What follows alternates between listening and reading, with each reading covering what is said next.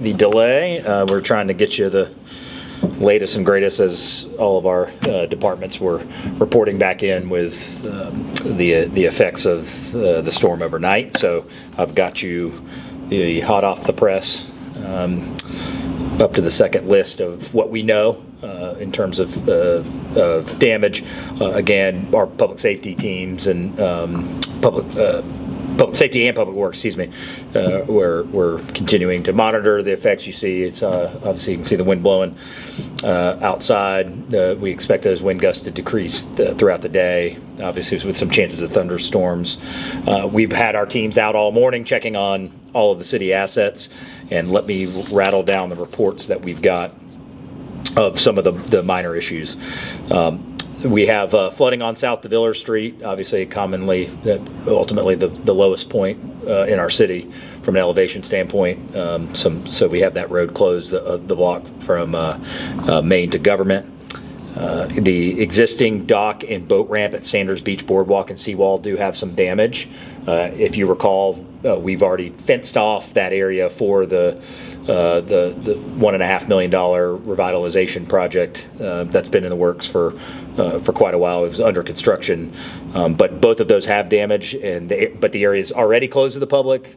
But to underscore that, that area is closed to the public. The Bayview Park floating kayak dock and boardwalk, the dog beach and the pier are underwater right now, so we're just asking folks to stay out of that area. Obviously, we'll have to wait for that surge to subside for us to tell you what the after effects or the damage to those areas are. But we're just asking folks right now to stay out of the Sanders Beach area that's already fenced off and those specific assets at Bayview. Let me pull up, or let me grab the sheet that's got the extra items. Sorry, 1 second. A few others on this one. At the port, there is some heavy standing water on the terminal, but no building impacts. We are aware that the Navy Pelican was knocked off its base, that the Parks and Rec has removed it to store under the interstate to prevent further damage. The Bruce Beach kayak launch is underwater. Doesn't look like there's any damage preliminarily. There's just that one metal dock there, facility for kayaks. We will also be providing a report at 2 p.m. today. Again, we suspect we'll give you at least as much information as we can about any potential impacts, any potential damage, and trying to look at any other major issues. I think that is everything that we have. They'll certainly walk anything up to me while I'm standing here in front of you as those things come in. So all in all, minor damage, minor inconveniences at the city, but for the most part, we're still operating. Everything's still functioning as normal outside of those areas that we just mentioned. All right, the budget, we're coming down to the finalization of the 26-27 budget. The general fund budget will be $256,400 less this year than it was last year. So this obviously it's a budget that's built on property tax and sales tax revenue mainly, and those as we had anticipated have been flattening compared to previous years. Property tax revenue overall is up 5.3%. But reductions in other taxes, franchise fees, and the requested reduction by the City Council of the reduced transfer of Pensacola Energy. And so we have adhered to that request, and that's a pretty significant decrease, just means less in the general fund. So that money will stay in Pensacola Energy, and that will be less money that we can deploy out as a return to the taxpayers, but that again continues to be a request of council, so I'm sure we'll discuss that. The council left the millage rate as is. It's been the same way since 2011, and we wanted to begin preparing for the responsibility of these revenue streams flattening, the possibility of property tax reform and how that would impact the city. So I want to give you kind of some information as decisions that we're making for employees, and then of course how any of that so far could impact residents. We will have a cost of living adjustment for our employees. It averages out almost to the dollar at basically a 2% COLA. Obviously, traditionally, it's been a 3% COLA during the administration. And we've done it a little differently. I believe the county is doing the 2%. What we have done is employees that are earning under $75,000 will see a 2.5% COLA. Employees between 75 and 125,000 salary will get a 2% COLA, and then anybody above 125% will see a 1% increase COLA. So we've staggered it. We understand affordability is a crisis, and affordability is going to have the greatest impact on our employees, which is a large portion of our 875-ish employees are folks making less than $75,000 a year. So we wanted to try to minimize the impact of that on those folks. So that is how we're going to implement it. But when you take all of that, average it out, literally, like give or take maybe $300-400 across the entire city, it comes out to be about a 2% COLA. Hiring freeze will be implemented as of September 1st. That will be for both full-time and temporary positions. There will be a procedure that's developed by HR. The example I give is if there's a position that happens to be unfilled on September 1st that's vital to the operation of the organization, obviously there will still be standards and additional protocols in place to be able to refill that job. So to put it in regular terms, that doesn't mean that you aren't going to hear about somebody being hired at the City of Pensacola, but just understand that we have put additional protocols in place that if a department needs to refill a position, that they will have to prove that value ultimately. But what it does not mean is if we have a director depart that we're not going to fill the director job. Obviously, we're going to continue to do that to make sure that we operate as needed. So, but those will all of those needs, those requests will have to be justified to the city administrator, and then we'll go from there. So that hiring freeze will be implemented as of September 1st. There's also a freeze on non-mandated overtime, and that overtime will be reduced both in full-time and temporary positions. So we've made our department heads and supervisors all aware of that. Again, the bottom line for residents is $250,000 less in the general fund. We talk a lot about these growing general funds, these growing dollars. We have $250,000 less in 2026 general fund than we had, or 27, excuse me, than we had in a fiscal year 2026. That did not mean that lumber costs went down or the price to build prefab bathrooms went down. Everything continues to go up. And our general fund actually will be going down slightly coming into this budget. And again, all of this qualified on being proposed to the council that ultimately decides to adopt a budget. So some of the bottom line there is the static operating budgets funded from the general fund, except for facilities maintenance and public safety like fire and PPD. Everything operationally has remained absolutely to the dollar static from the year before. So those exceptions, facilities maintenance, when I got to this job, there was no facilities maintenance plan. So when we had issues come up like Bay Bluffs Park and we turned to the page of where's the recurring budget for maintenance of Bay Bluffs Park, it had a lot of zeros on it. We have said we are not going to make other administrations and other councils go through that. So we have worked extremely hard, including creating the facilities department as a whole, where we used to rely on each and every individual department to take care of their facilities, whether they had the expertise in their department or not. We have changed that dramatically. Russell's doing a great job, and we've really centralized all of making sure that we're keeping an eye on that. Phase two of centralizing all of those decisions is there's got to be a budget, and we have to be very real and realistic that there's going to be ACs to be replaced. There's going to be, and when you replace the AC in time, you avoid the taxpayer having to take on additional hundreds of thousands of dollars of damage or of remediation or repair because we're on top of it. So the reason that facilities maintenance isn't static is that is our ability, not at the as much as we want, let me be clear, but to establish some recurring facilities dollars that are they have to be there, or we aren't going to be taking care of our buildings, and that will ultimately cost the taxpayers. Public safety departments, there's a fire department PPD. One notably is the estimated cost of maintenance of vehicles, fuel, things like that. As fuel prices go up, you got a lot of cars on the road. That's where you saw some increases that we're proposing within fire department PPD. Everything else will remain is a static, flatlined operating budget for every department.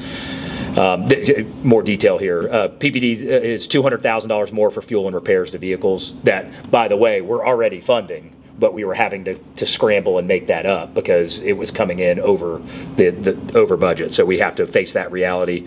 The increases to fire's operating budget includes $45,000 in additional money for repairs. And then the increase in repairs and renovations for community centers is $206,000. So $200 to PPD, $45 to fire, $206 to facilities are the only increases you'll see. Obviously, when we talk about raises in COLA, that is non-union employees. Any fire, police, anybody who's on a contract that has predetermined raises, clearly we're adhering to those. And so PPD requires a $1.3 million increase to fund salaries as required by the CBA with the 3 police unions. So that will remain. And that is pretty much it on that aspect. The only other couple things, and then happy to take your questions. Great ribbon cutting at Alice Williams. Excited to work alongside our community partners and Community Action, Doug Brown. Appreciate them and the board taking that on to provide childcare for 1- and 2-year-olds. So had a great event there. And lastly, just a quick 1-year-old update on recycling. To give you a status check on that. We've collected 936.28, to be exact, tons of recyclables with a contamination rate of 7%. That low contamination rate puts us far below the state average of 27% contamination across recycling programs in Florida.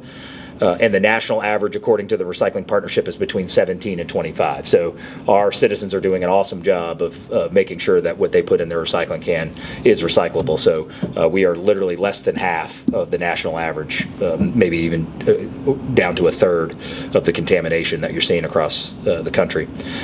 More than 5,100 residents have signed up now for Curbside, so that's a milestone. That's 25% of our customer base, which exceeds the state average of 21% overall. And since opening on May 5th, the city's recycling drop-off at 100 West Leonard Street has a 5% contamination rate. And if you compare that to Summit Boulevard, it was 85 to 90% contaminated. I think that's a pretty good decrease pretty quickly. A reminder that relocating the drop-off from the transfer station to Leonard Street was also a huge taxpayer savings, down to $30,000 for annual operation, and it was $300,000 to operate the Summit drop-off. So that's a 90% savings. Lastly, since the relocation to the monitored site at Leonard, we've increased monthly recycling collection by 35 tons while maintaining an overall contamination of less than 7%.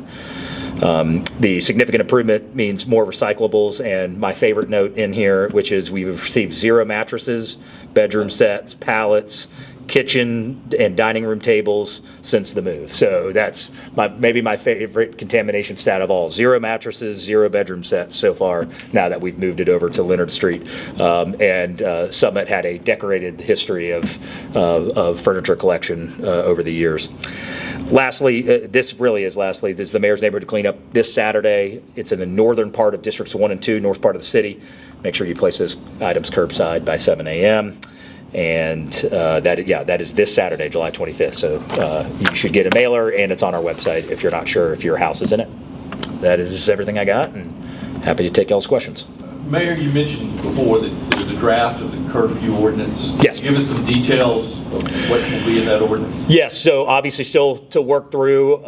There are several council members that have reached out that we want to. I'll give you an overview of that, but because some of these details can change, and ultimately ordinances are voted on by council, and so there has been some interest from numerous council members on what we're going to do and some insight that we want to have. So I'll give you an overview of kind of what we're looking at administratively, with the caveat that we certainly want to hear out our council members, and if they've got something that they want to add or contribute, you could hear this change. But ultimately, the high arching items are to to be clear, this is a minor, this is a 17 and under, this is not a curfew. I think that continues to get confused. We're not asking grown adults to not be out at night at 11 p.m. or at midnight, but it would be we are proposing a stair-stepped kind of a, hey, first time you're going to get a warning, and first or second time we would have the ability to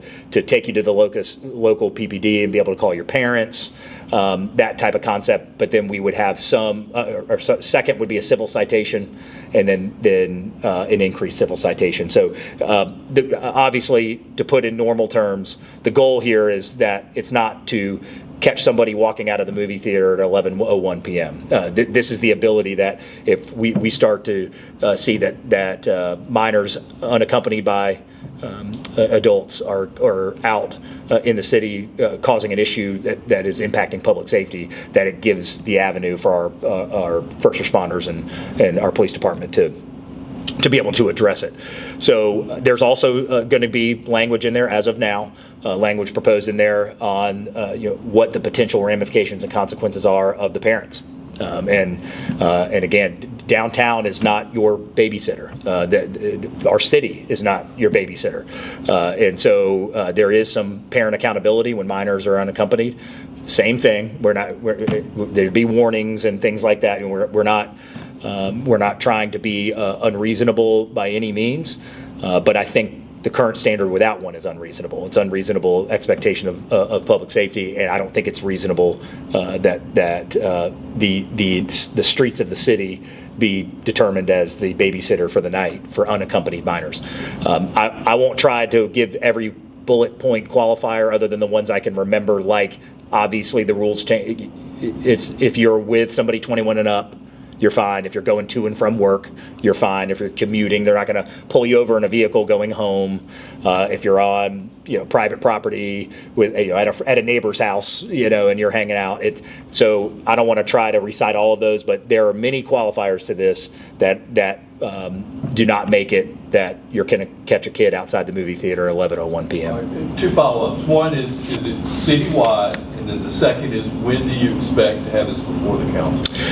I'll answer the second one first, because I would say as soon as reasonable, meaning we're going to, I don't know, it'll be close on the deadline for August, that if we can make it in August, making sure that we've got the feedback from council members, that legal is okay with it, I'll move it in August. If we can't, if for some reason there's some trip ups, but what's on my desk and what I've just recited to you has at least had some initial legal review. So meaning it's really more of wanting to hear out the council members who are representing different parts of the city. And so to answer your first question, I know we've had discussions around both, but I think that's probably the biggest question that we want to talk to council members about is this something that we see citywide and all of that. So more to come on confirming whether that would be citywide or not. Obviously, there's different ramifications and different consequences to that.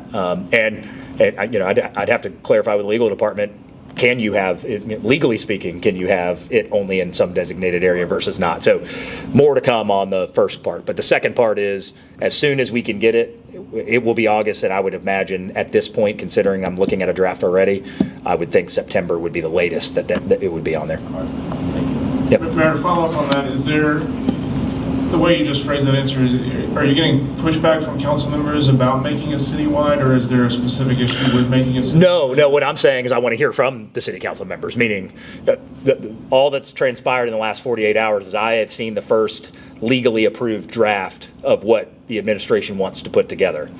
My next step is to discuss with council members all over the city what is or isn't. What I have to clarify that I don't have the answer to right now is I don't let us get an answer to you on. I'd have to look closer. Can it even be delineated as either citywide or nothing from a legal standpoint?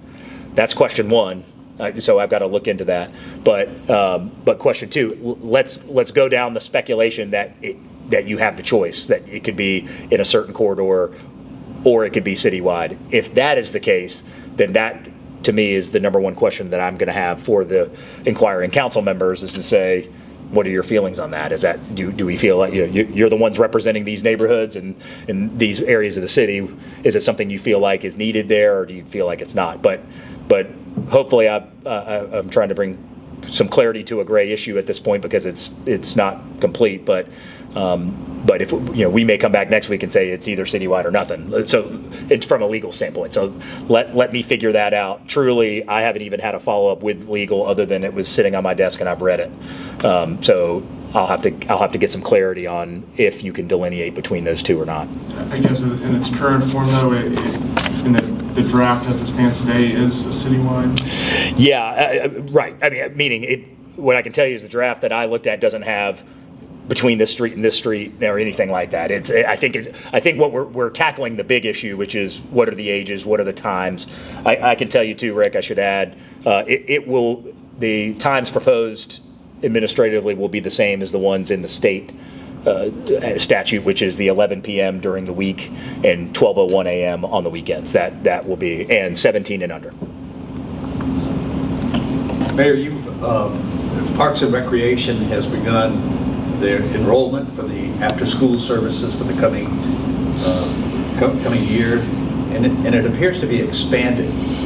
And what role did the Children's Trust play, if indeed it has expanded, and the ability of the city to run that program financially?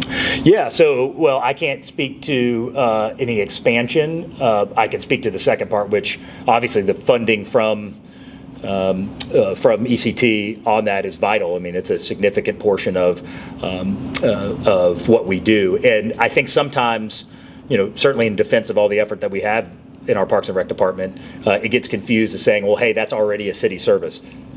At what the taxpayers pay, if you take away ECT, all that simply means is you're going to just have less kids and less centers that are doing it. I mean, so sure, it might be a box you check, but the amount of kids that we would be able to serve on the existing budget, not to mention November referendums, but on the existing budget would be a fraction of what we're able to serve under the current program. So the dollars and the support from ECT is absolutely vital to making that program happen, and for us to be able to have the volume that we have this summer and the summers, so long as we have that funding.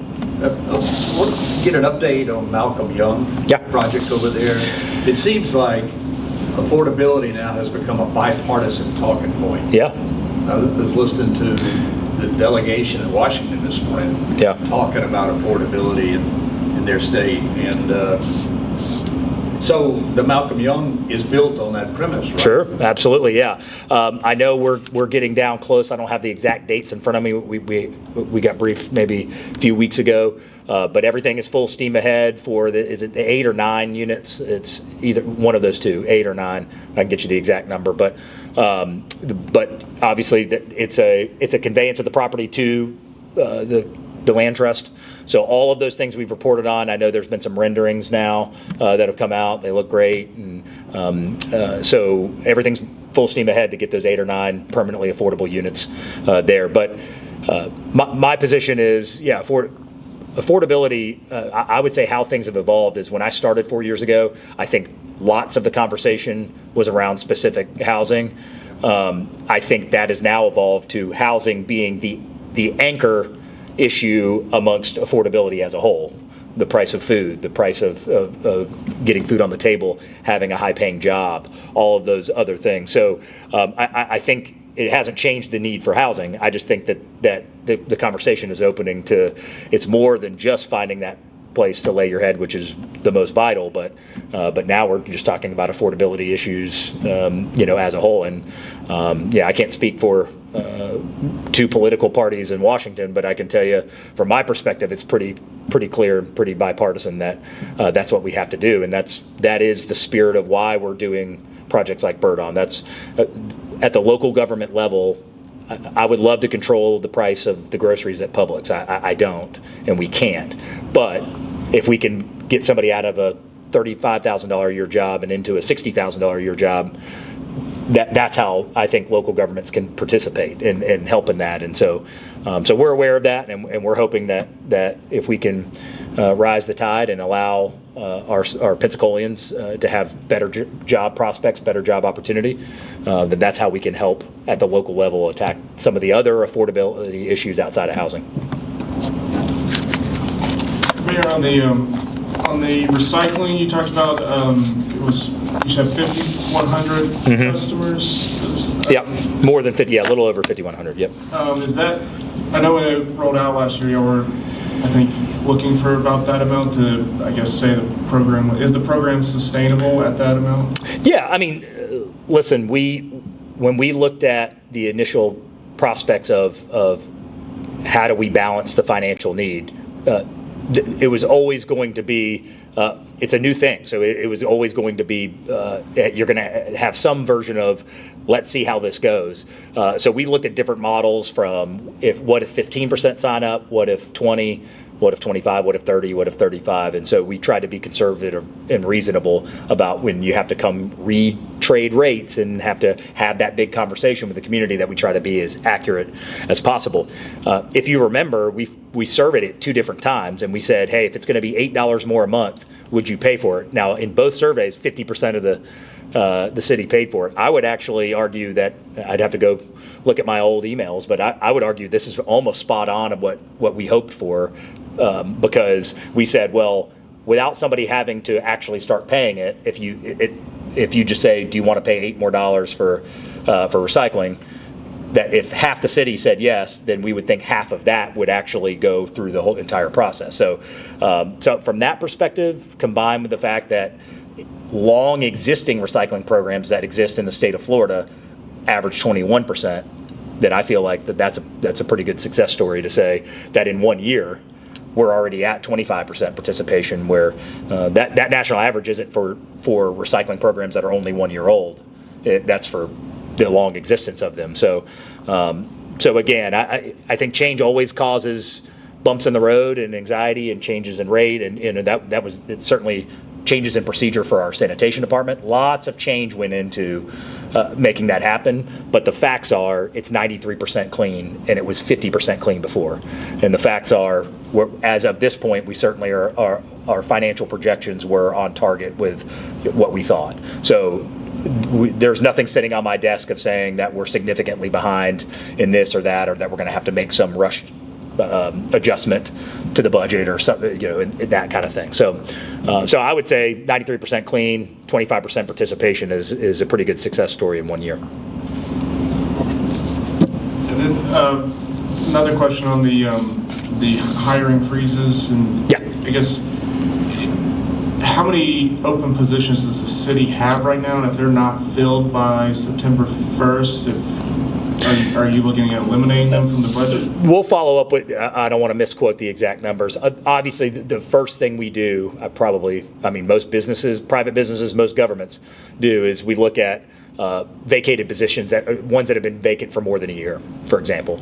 And that can be for a multitude of reasons. That can be, hey, maybe the pay is not competitive enough, or we're not getting the resumes that we want.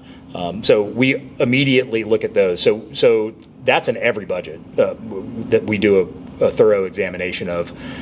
Because remember, when you budget a position, that money is set aside. And if you go through the entire year, instead of that money going to more kids in after-school programs, it kind of sat in a bank. And the goal is to optimize service to the taxpayers. So you want to use it as efficiently as possible.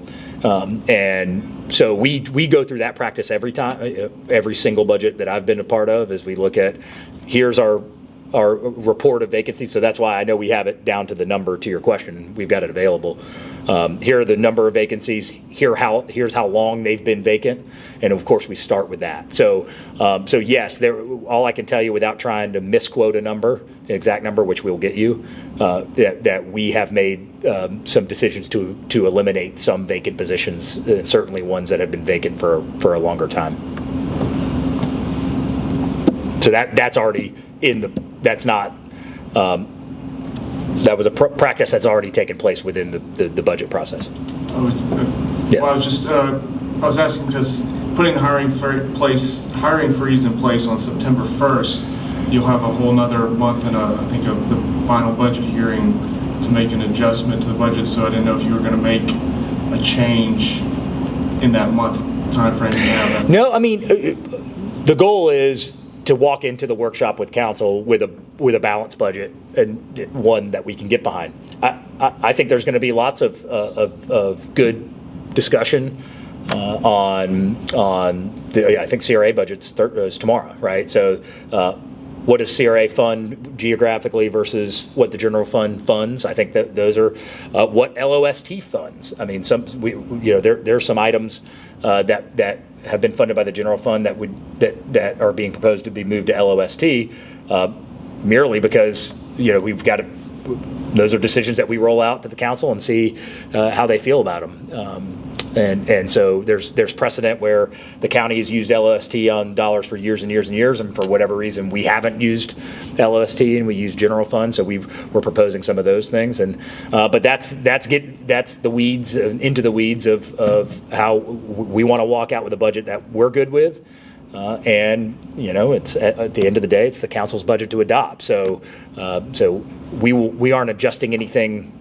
I can't predict what we would be adjusting between now and September 1st. But if we walk into the workshop and they say, well, here's another $1 million hole we're creating because we don't like this or that, well, then now everything's on the table. We would have to go figure out a lot of stuff. So that's why I preface all of those budget updates I give you is those are budget updates we're proposing to the council. That does not mean that those are set in stone. That you'd have to ultimately. We'll see what they say during the workshop and their vote, and we'll go from there. Eric, give us an example of a function that you would move from the general fund to the CRA. Well, the legislature has some pretty tight restrictions on that. Yeah, we hear that general term a lot. They have tight restrictions. Yes, they absolutely do, and we have a good understanding of those. Good understanding of what is or isn't. I think one notable one that you'll see is the movement of the community response specialists that are being funded out of the general fund. 100% of the work of the community response specialists is happening in the CRAs. And when you talk about the word redevelopment, I mean, there couldn't be, go down the list of what you're referencing and us helping the unhoused community, helping people get to the right place. I would say that meets the mission of the CRA. I mean, obviously we'll see what the CRA board thinks, but that would be, I guess, to give you one example. That seems to make a lot of sense for us, is to say, here are folks that are going out to the community to, help lift others up, and it's happening geographically within, specifically the urban core and west side, is where that's happening. So, that I guess that's one example off the top of my head. Mayor, I watched the Parks and Rec board meeting yesterday. Yeah. Members of the Rattlers, the East Pensacola group, felt that they were being targeted by the city about the scrutiny that they're under. I was a little bit surprised in watching it, just how detailed the park board gets into looking at the financials. Probably much more than I see the city council look at anybody's financials. Right. And these were three primarily black organizations. What's your response? Yeah, well, actually, on the way in this morning, I wasn't driving, but I was at a red light. I texted Pastor Marshall this morning and apologized. Honestly, I was kind of embarrassed once I went back, not on behalf of the administration, but on just generally the perception of the city. I have the perspective of when this administration came into office, we didn't have papered agreements about anything about people who used our facilities. And the idea that I know Councilwoman Breyer is supportive of, me and her worked on that pretty collaboratively in the early days of just saying, hey, let's come up with something uniform. I mean, let's just get something on paper. You're using a city facility. There were concerns with her and perhaps other council members about controlling, what they charge. That was a lot of the genesis of this was, well, this soccer league, what if they charge too much and all of that. And this is my perception. I think there's a very divided opinion on city council and administration on the value that I can speak for me, the value that I put in and the appreciation that I have for these leagues that get volunteer parents that do it massively more financially efficient than the city could ever do it. And I use that example all the time. The YMCA runs our pools. If we ran the pools, it would cost triple, probably. I mean, by the time you hire your own lifeguards, insurance, all of those different things. So the goal of a city government should not be to insource everything if you feel like that there's people that can do it better and save taxpayer money. There is no doubt that East Pensacola, SYSA, Bill Bond, Pensacola Youth Soccer, every one of them are doing us a service by providing that, by providing parents that whether it's keeping kids off the street, having them in better getting good physical exercise, meeting friends, building relationships. I mean, we could go down the line of all of the aspects of that.